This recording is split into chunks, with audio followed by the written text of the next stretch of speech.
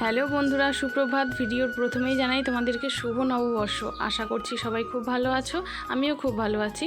তো welcome back to my channel Piyali blogs. তো দেখতেই পাচ্ছ পুরো রেডি হয়ে গেছি। রেডি হয়ে আসলে ছেলেকে স্কুলে আনতে যাচ্ছি, সেই জন্য একদম রেডি হয়ে বেরিয়ে পড়েছি। এই রোদ, প্রচণ্ড গরম, কী আর বলবো, এত গরম পড়েছে। তবু গরম পড়লেও কিছু তো করার নেই, যেগুলো বেসিক কাজ, রেগুলারের কাজ, সেগুলো তো করতেই হবে।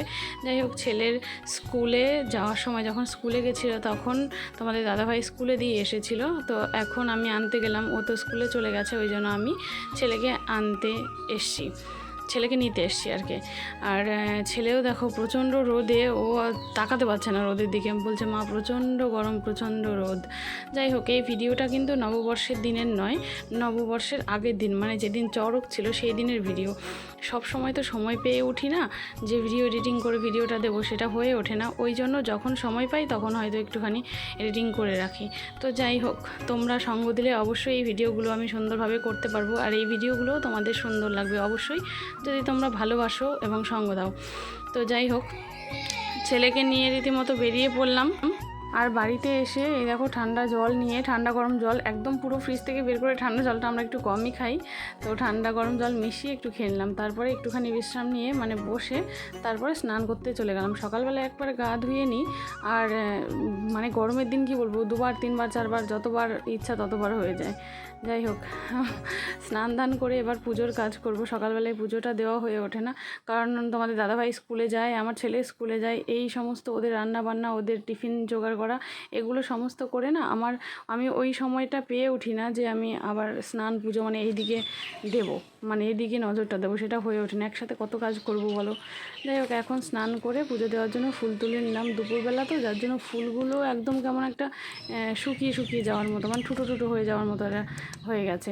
আর যেহেতু এখন বৃষ্টি টিষ্টি হচ্ছে না, যার জন্য গাছগুলোর অবস্থাও খুব খারাপ হয়ে গেছে। হাতে করে জল টেনে কত জল দেওয়া যায় বলো। বৃষ্টির জল আর মানে কল থেকে নিয়ে আসা জল, দুটোর মধ্যে তো অনেক পার্থক্য থাকে। একবার বৃষ্টি হলে কিন্তু গাছগুলোর চেহারাই পুরো পাল্টে যাবে। খুব সুন্দর লাগে বৃষ্টি হলে গাছপালার দিকে তাকাতে, ওরাও তো স্নান করবে তাই না। তো বৃষ্টি না হওয়ার কারণে গাছপালার চেহারাই পুরো আলাদা হয়ে গেছে। যাই হোক, এই ফুলগুলো ধুয়ে নিয়ে এবার যাব ঠাকুরের পুজো দিতে। পুজো দিয়ে তারপরে ছেলেকে খাওয়াবো, কারণ ওকে স্কুল থেকে নিয়ে এসে ওকে একটুখানি শরবত খাইয়ে দিলাম। শরবত খাওয়ানোর পরে ওকে মানে শুইয়ে দিয়েছি। আর তারপরে আবার বিকালবেলায় পড়া আছে যেহেতু, তো ওকে আর খাওয়ানো হয়নি। এই পুজোটা দেওয়ার পরে ওকে খাওয়াবো, তারপরে তোমাদের দাদাভাই স্কুল থেকে ততক্ষণ চলে আসবে।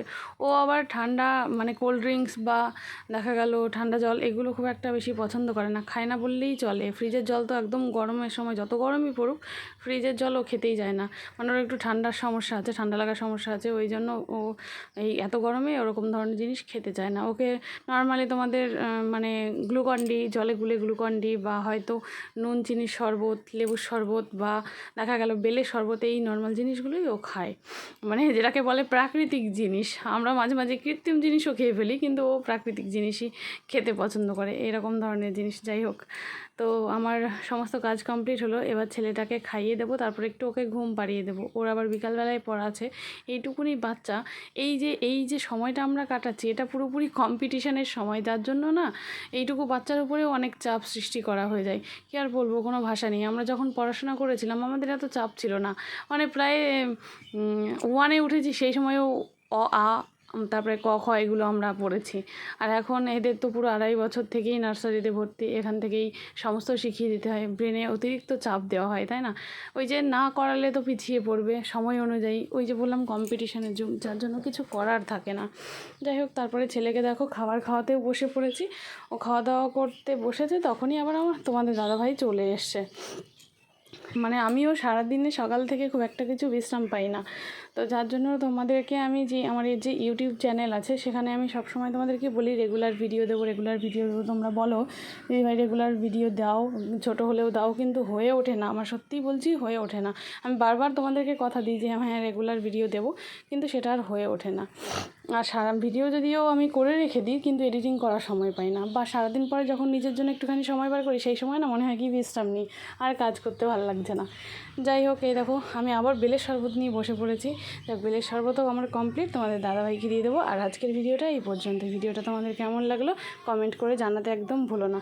আর অপেক্ষা করো আমার পরবর্তী ভিডিওর জন্য। আর আমার চ্যানেলটাকে সাবস্ক্রাইব করতে। ততক্ষণ ভালো থেকো, সুস্থ থেকো।